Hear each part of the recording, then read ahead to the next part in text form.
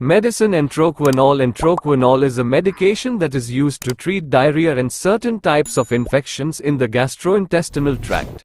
It works by killing the bacteria that cause the infection and reducing inflammation in the gut. However, it has been banned in some countries due to its potential side effects, such as neurotoxicity and blood dyscrasias.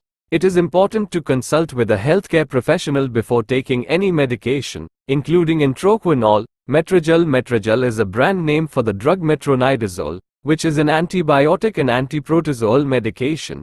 It is used to treat a variety of bacterial and parasitic infections, including those in the stomach, intestines, vagina, and respiratory tract.